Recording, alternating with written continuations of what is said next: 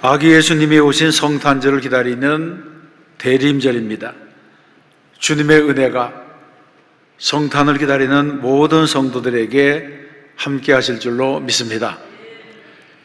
빌립보서에 보게 되면 너희 안에 이 마음을 품으라 곧 그리스도 예수의 마음이니 라고 말씀하는 구절이 있습니다.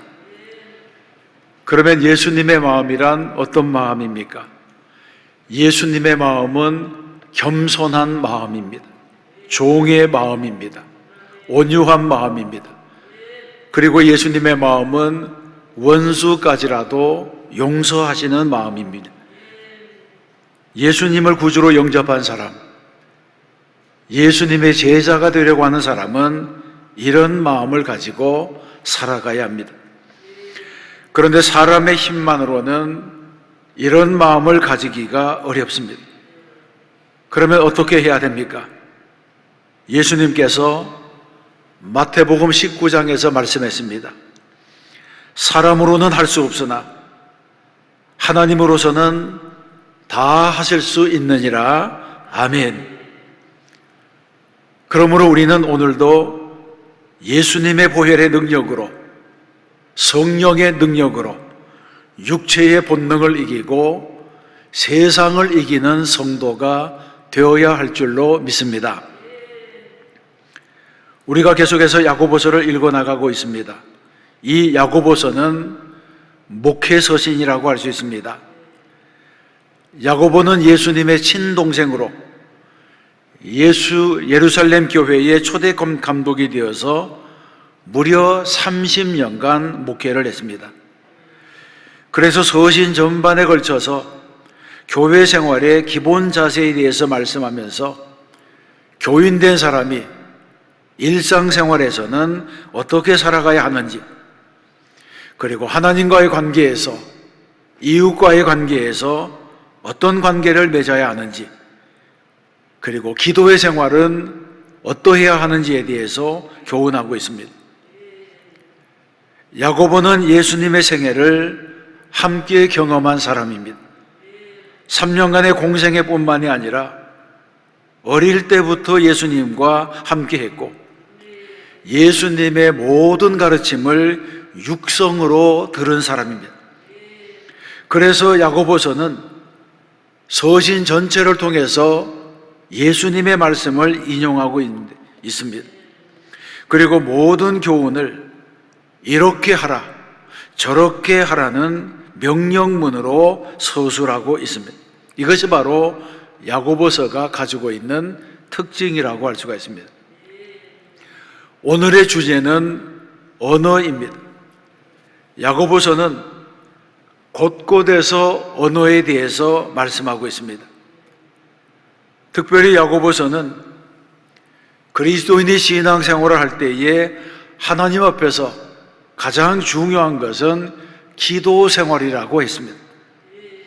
기도는 하나님과의 올바른 관계를 나타내고 있습니다. 두 번째로 중요한 것은 바로 언어의 문제입니다. 그래서 야고보서에서는 그리스도인들에게 구제를 해라, 사회사업을 해라, 선한 업적을 남기라, 이런 명령 대신에 말 조심을 해라, 혀를 조심하고 살아라, 이런 교훈을 거듭해서 강조하고 있습니다.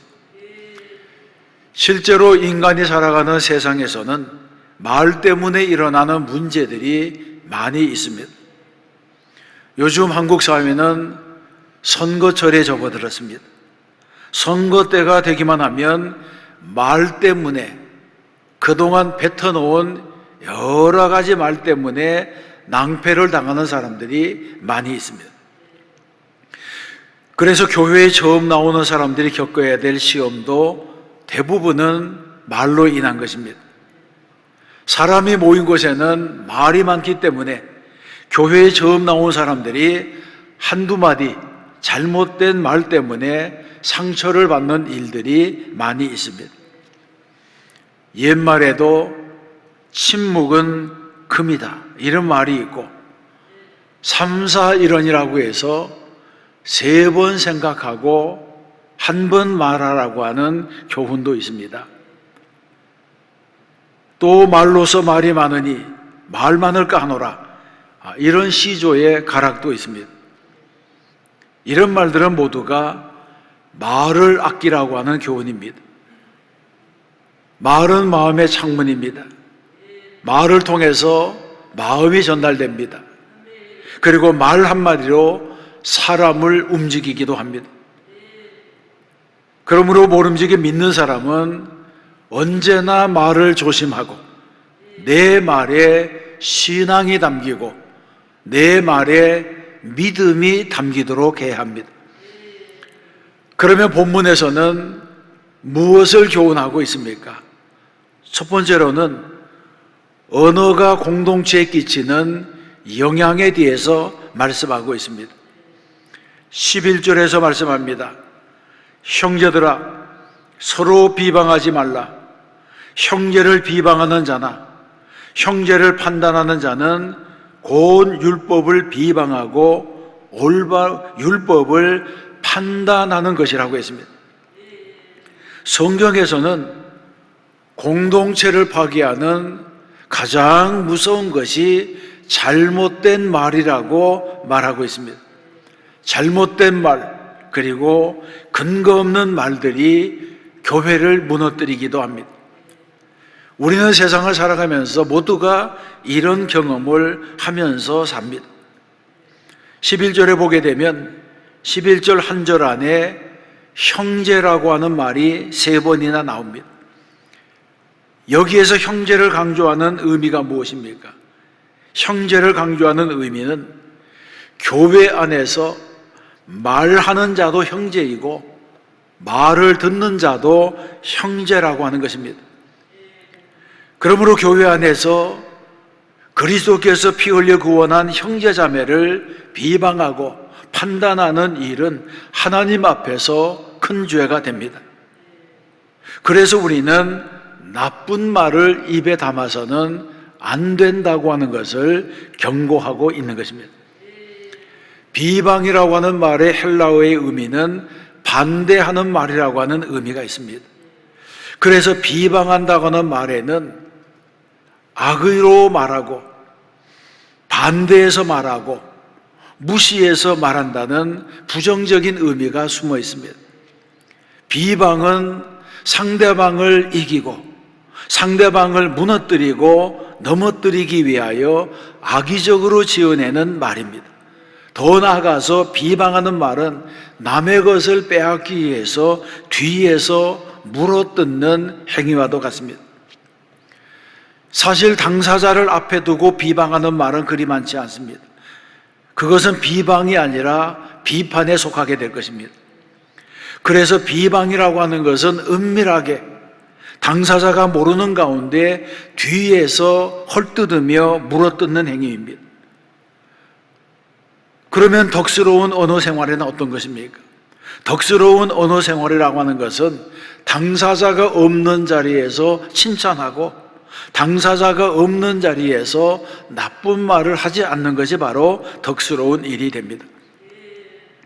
또 형제를 판단하지 말라고 할 때의 판단은 헬라어로 말하면 재판장이 되어서 심판하는 행위라고 하는 의미가 있습니다. 다시 말해서 어떤 일에 대해서 결정적인 판단을 내리는 것을 의미합니다. 실제로 사람들의 언어 습관에는 이것은 이렇고 저것은 저렇다는 식으로 딱 잘라서 단정하는 어법들이 많습니다. 그래서 나도 모르는 사이에 남의 일에 내가 재판장이 되는 것입니다. 다른 사람을 내 기준으로 정죄합니다. 그런데 성경에서는 이런 것들이 죄가 된다고 말씀합니다. 그러므로 비방하고 판단한다고 하는 것은 다른 사람의 약한 것을 드러내어서 공격하는 것을 말하는데, 비방은 아예 드러내놓고 공개적으로 공격하는 것을 말하고, 판단한다고 하는 것은 노골적으로 드러내지는 않지만 속으로 그렇게 단죄해 버리는 것을 의미합니다. 그러므로 드러내놓고 비난하지 않는다고 하더라도 속으로 저 사람은 저런 인간이다 이렇게 단정해버리고 그런 눈으로 쳐다보면 죄가 됩니다. 이런 일이 옳지 않다는 것입니다. 제가 어떤 분의 간증을 읽고 은혜를 받았습니다. 이분은 시어머니가 오랫동안 병석에 누워 계신데 이 시어머니를 간병하는 며느리였습니다. 하루에도 몇 번씩 대소변을 받아내고 세탁을 하고 환자를 집안에 두고는 어느 곳에서 마음대로 다닐 수 없는 이런 신세가 되었습니다. 하루는 시어머니를 위해서 약을 다리는데 약을 다리다가 짜증이 났습니다. 좀 돌아가실 것이지 왜 이렇게 오래 사실까? 이런 불평이 입에서 나왔습니다. 그런데 그 순간 갑자기 눈에 보이는 부모를 사랑하지 못하면서 눈에 보이지 않는 하나님을 어찌 사랑할 수 있느냐, 이런 감동이 왔습니다. 그 순간 가슴이 뭉클해지면서 눈물이 쏟아지고 그동안 병수발을 하면서 불편했던 마음들이 부끄러워졌습니다. 성령님께서 고단한 병수발을 하는 가운데 그분에게 생긴 마음의 상처를 만져주신 것입니다. 부엌에서 실컷 울고 나서 약을 들고 방에 들어가 보니 병석에 누워 계신 시어머니가 안쓰러워 보이고 사랑스러워 보였습니다. 시어머니를 바라보는 눈이 달라진 것입니다. 무릎을 꿇고 약을 드리니까 병상에 누워 계신 시어머니가 한참을 쳐다보더니 오늘따라 내 눈동자가 곱구나, 옛날의 눈동자가 아니야, 그런 말을 하더라는 것입니다. 며느리가 사랑의 눈동자로 자신을 바라보는 것을 느낀 것입니다. 그때부터 병수발이 즐거워졌다고 하는 간증을 했습니다. 사람은 영물이기 때문에 다른 사람의 시선에서 저 사람이 나를 좋아하는지 싫어하는지를 느낍니다. 내가 그 사람을 어떻게 판단하고 있는지를 내 눈동자가 말해주는 것입니다. 그러므로 우리는 어디에서나 다정한 눈빛, 사랑스러운 눈빛, 친근한 눈빛, 따뜻한 눈빛을 가져야 될 줄로 믿습니다. 두 번째로 생각할 것은, 그래서 우리는 사랑의 눈으로 형제를 바라보아야 한다는 것입니다. 로마서 14장에서 말씀하고 있습니다. 만일 음식으로 말미암아 내 형제가 근심하게 되면 이는 내가 사랑으로 행하지 아니함이라. 그리스도께서 대신하여 죽으신 형제를 내 음식으로 망하게 하지 말라고 했습니다. 이 말씀에도 형제에 대한 언급이 나오고 있습니다. 야고보서에서는 형제를 비방하거나 판단하지 말라고 말씀했고, 로마서에서는 형제를 근심하게 하거나 음식으로 망하게 하지 말라고 하고 있습니다. 내 앞에 있는 형제와 자매가 내가 보기에는 탐탁하지 않을지라도 그 사람을 위해서 예수님께서 죽으셨다고 하는 사실을 기억해야 된다는 것입니다. 예수님이 판단하는 가치와 내가 보는 가치가 다르다고 하는 것입니다. 이런 마음을 가지면 우리는 다른 사람을 비방할 수가 없습니다. 다른 사람을 판단할 수가 없습니다. 내가 그를 비판하고 판단해서 상처를 입혔다고 하는 것은 예수님께서 십자가에서 죽으심으로 구원하신 한 영혼을 실족하게 하는 일이 됩니다. 여러분은 세상을 살아가면서 이유 없이 비방을 당한 적이 있습니다. 출처를 알지 못할 악평이 끊임없이 내 주변에서 맴도는 것을 경험해 본 적이 있습니다. 이런 일들은 괴로운 일이 됩니다. 아무리 신앙으로 참으려고 해도 분노하게 되고 이는 이로, 눈은 눈으로 갖고 싶은 생각이 들게 됩니다. 이런 고비를 넘기려면 대단한 인내와 기도가 필요합니다.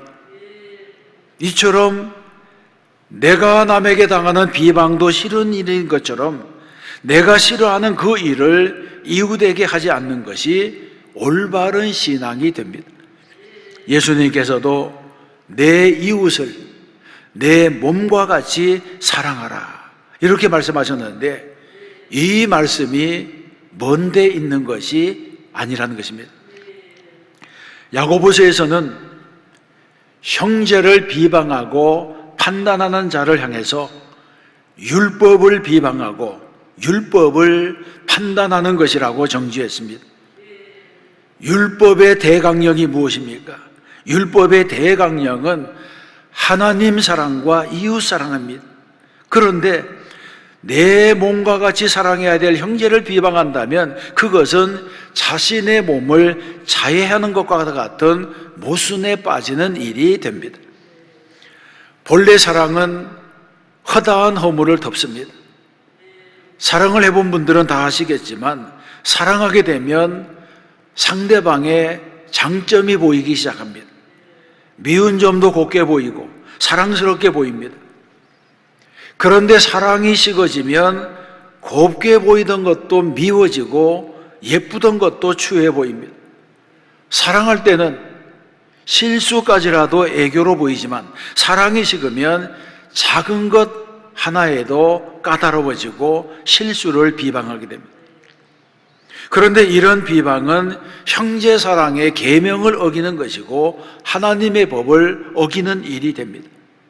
그러므로 우리는 세상을 살아가면서 사랑하는 마음을 가지고 살아가야 될 줄로 믿습니다. 예수님께서도 마태복음 7장에서 말씀하시기를 너희가 비판하는 그 비판으로 너희가 비판을 받을 것이요 너희가 헤아리는 그 헤아림으로 너희가 헤아림을 받을 것이니라. 어찌하여 형제의 눈 속에 있는 티는 보고 내 눈 속에 있는 들보는 깨닫지 못하느냐고 말씀했습니다. 우리가 알아야 될 것이 무엇이겠습니까? 우리가 알아야 될 것은 내가 기준이 아니라고 하는 사실입니다. 우리가 남을 판단하면서 스스로 만족해 있는 동안에 하나님께서는 나를 깊이 살피고 계시다고 하는 이 사실을 우리가 알아야 됩니다. 바리새인들의 문제가 무엇입니까?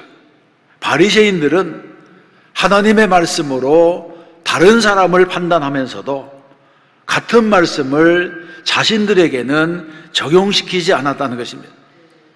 이것이 그들의 결정적인 죄가 되었습니다.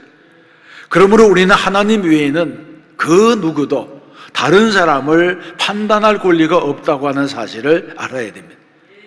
성경은 누누이 말씀하고 있습니다. 원수 갚는 것이 하나님께 있다고 하는 것입니다. 그러므로 우리는 세상을 살아가면서 다른 사람을 쉽게 판단하지 않는 그런 성도들이 되어야 할 줄로 믿습니다. 세 번째로 생각할 것은, 그러면 다른 사람이 잘못하면 어떻게 해야 됩니까? 다른 사람이 잘못하면 못 본 척 해야 합니까? 그런 의미는 아닙니다. 우리는 바른 길로 가지 않는 신앙의 형제나 신앙의 자매들을 날마다 일깨워주고 격려해야 될 책임이 있습니다. 이것은 비방과 비판과는 다릅니다. 다른 사람의 일을 잘 도와주던 사람들도 막상 자기 일에서는 어두워질 때가 있습니다.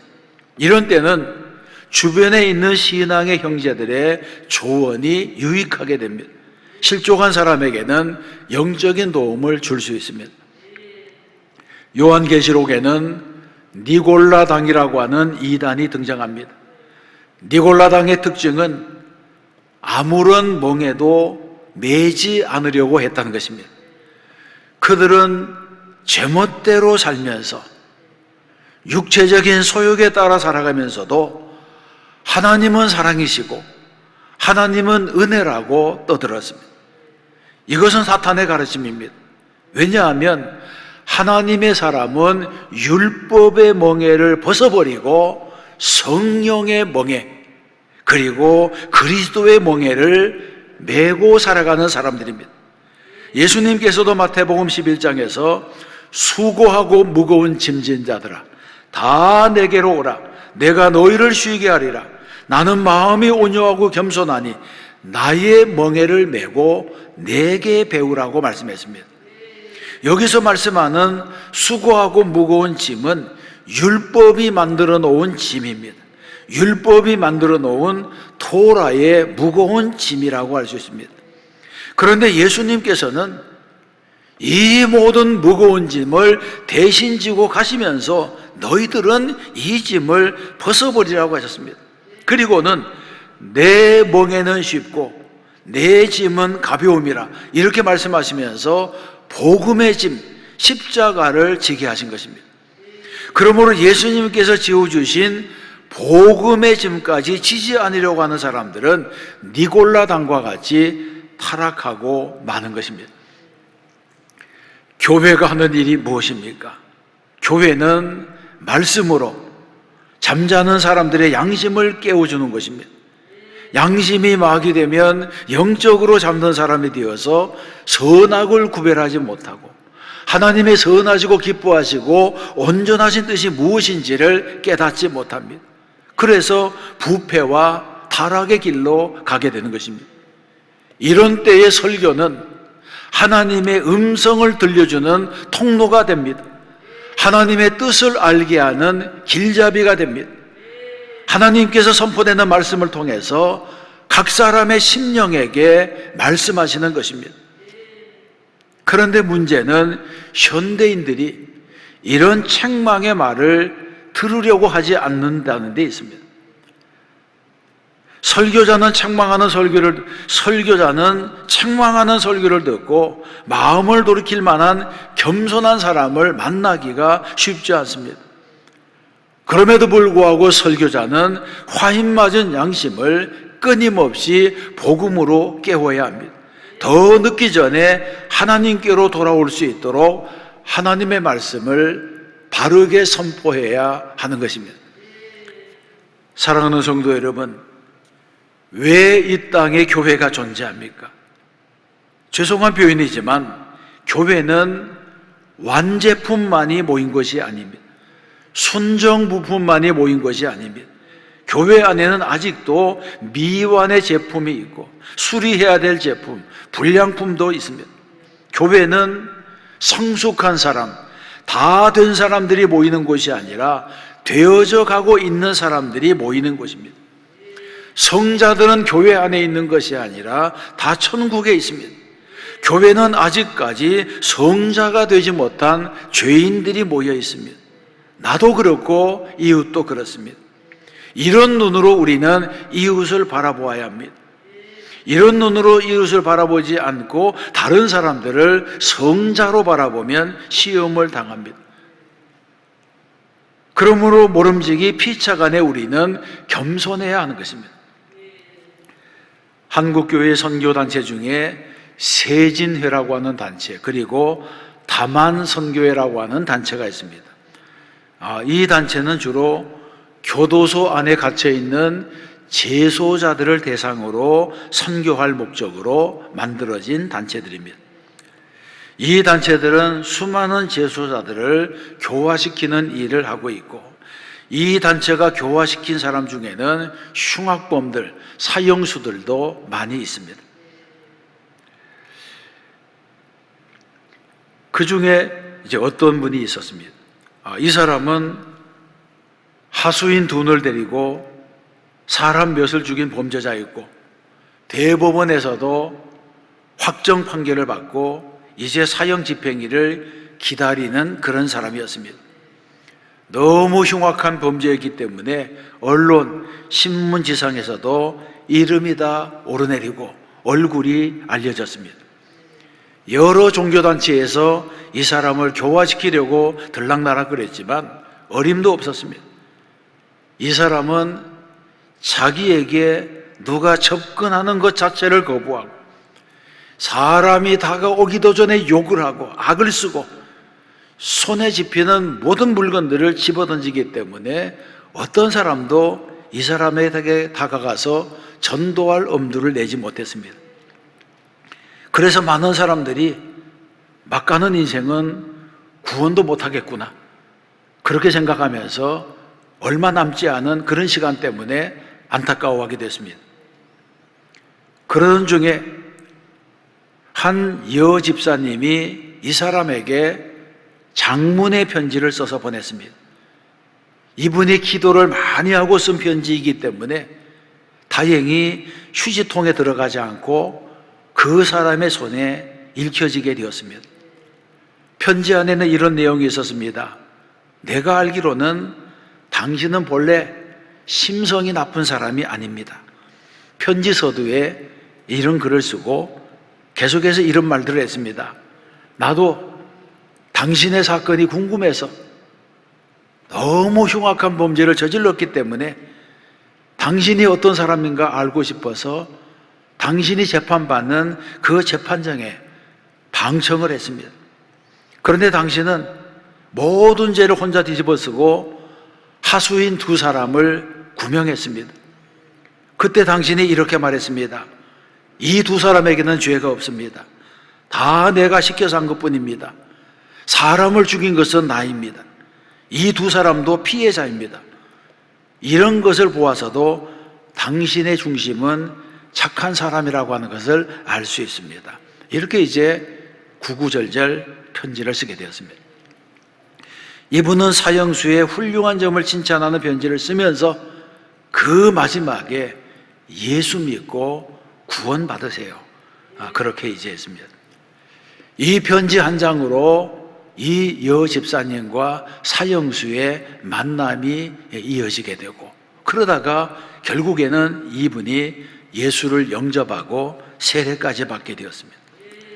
비록 살인자였지만 영혼을 사랑하는 따뜻한 눈동자가 형장의 이슬로 사라진 이 그 한 사람의 영혼을 구원한 것입니다. 여러분, 남을 비방하고 정죄하고 판단하는 일은 아무나 할 수가 있습니다. 그러나 남을 위로하고 격려하고 사랑하고 도와주는 일은 아무나 할 수가 없습니다. 남을 판단하는 일은 사탄의 일입니다. 왜냐하면 사탄은 본래부터 참소자이기 때문입니다. 형제를 비방하고 판단해서 상처를 주고 낙심을 시키는 일은 모처럼 예수 믿고 구원받은 한 사람의 영혼을 망치는 일이고, 교회에는 손실을 끼치는 일이고 부도덕한 일이 됩니다. 이런 일은 마귀가 놓은 올무에 걸리는 일이고 사탄의 농간에 놀아나는 일이 됩니다. 그러므로 우리는 교회 안에서 신앙생활 하면서 일상의 삶을 살아가면서 남을 비방하고 비판하고 판단하는 일을 하지 않겠다고 하는 결단이 필요합니다. 성경에서 거듭 말씀합니다. 비방하지 말라, 심판하지 말라, 피차 존경하라, 남을 나보다 낫게 여기라고 말씀합니다. 또 우리는 신앙적인 언어를 가져야 합니다.